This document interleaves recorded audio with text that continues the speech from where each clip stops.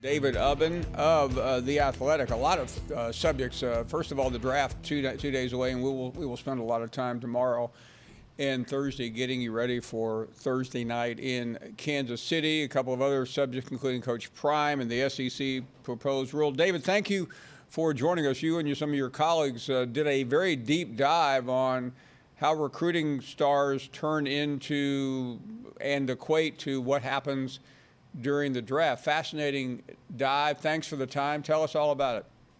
Well, I appreciate it. I think based on the amount of time we spent poring over spreadsheets, some would say too deep a dive. Yeah, basically, I was talking with a Power Five head coach, and then they were talking about, hey, every year at the end of the draft, people look at, hey, the SEC's got the most picks. They got 500 draft picks. The SEC's led the country in draft picks for 16 years running now. Alabama's got 100 picks. Georgia's got 100 other picks. And so he was saying, but, if one school has 74 and 5 stars on their roster and another school has 9, and the first school puts 8 guys in the league and the other school with 9 guys puts 5 guys in the league, people want to talk about the totals, but where's the best school to actually go if you're a blue chip recruit? He said, nobody ever talks about percentages. I said, it's a good question. So we started digging into the data and tried to find, if you're a 3-star recruit, a 4-star recruit, or a 5-star recruit, what school gives you the highest percent chance to become an NFL draft pick over the last 11 years. And we found some interesting stuff. And I mean, so where should you go if you want to get other than Alabama? Because that's pretty obvious tomorrow night, Thursday night. But what stood out as you looked at all this information? Well, our 5-star U champion was Stanford, of all places. 4 stars, Baylor. And then 3 stars is where it gets a little bit complicated because, if you go and look at the recruiting rankings for people who are familiar with it, you get to about 400 or 500. That's when the 3 stars start. And one of the things that we noticed as we looked is the 3 stars go all the way down to like 1,500, 1,700 in some cases. Well, if you're Boston College, you're probably pulling guys outside of that top 1,000. But if you're Alabama or Ohio State or Georgia, the 3 stars that you are taking, I think Alabama's average rank was like 491. They're like barely 3 stars. So they're not really the same caliber of player necessarily. So when you look at the 3-star data, it trends heavily toward those schools that are going to be very picky about which 3 stars they take. Not all of them, but a lot of them. Ohio State was our 3-star U champion. And then interestingly, we looked at the conference data because there is this idea that, well, when you come to the SEC, they sprinkle the "it just means more" pixie dust on you, and you're going to be an NFL prospect. It's going to help your NFL odds. It's going to boost your stock. But the ACC actually had the highest percentage of guys that came to the conference ended up being draft picks. Talking to David Ubben. David, Saturday, Coach Prime had the prime spot on ESPN that's usually reserved for last year Lincoln Riley, and in years past, Alabama and Georgia.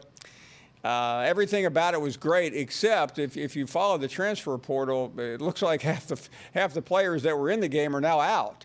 What in the world is going on in Boulder with all these players entering the portal, and how many has it gotten to? I believe the number now is 48. There was 2 that added earlier today. I can't say a ton, Paul. I've spent some time on the phone the last week. I got back from Boulder Sunday, and then I talked to some guys before that. So, the answers to what's going on, I think you could probably find on The Athletic tomorrow. Shout out to the plug for that. But ultimately, this is what we're seeing with a lot of first-year coaches. They changed the rules now where first-year coaches can basically cut players and then allow them to, offer them to honor their scholarships, but you can't be, on the football roster. And then, of course, they removed the cap of 25 signings, so you can flip your roster very, very quickly. We saw Lincoln Riley do that last year. Obviously, Deion Sanders is doing that now.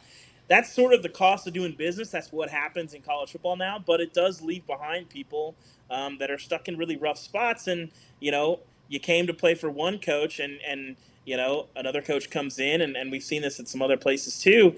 Hey, we don't want you here. You can stay here and not play football, but people sign letters of intent to play college football, so they're going to try to go elsewhere, and you might not find that the market for your services is real ripe out there. So, it's a tough spot for a lot of these guys to be in.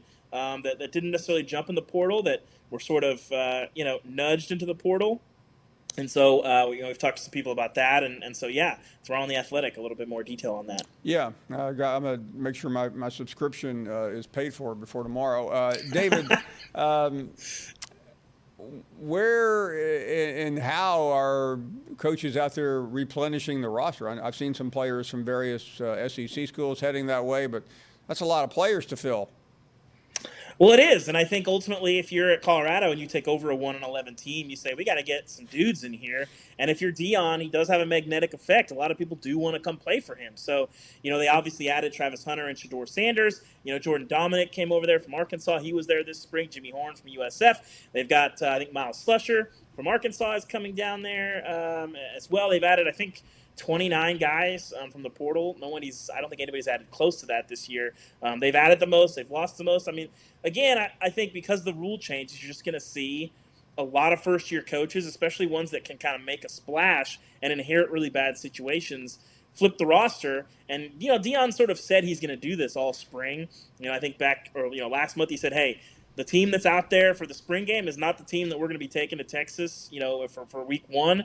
He mentioned on Saturday after the game, hey, there's going to be more guys in the portal. We obviously heard it, in his opening meeting with his team that was on their YouTube channel. He's bringing his baggage, and, it's Louis. That's sort of been one of the several quotes that have defined the Deion tenure at Colorado. So he said this was coming, and, it's not illegal. It's by the rules, but it's sort of, I think it's a wake-up call to some guys that I didn't realize, hey, college football is a business, and the business is only going to operate if they win, and Colorado didn't do a lot of that last year. Thanks for watching ESPN on YouTube. For live streaming sports and premium content, subscribe to ESPN+.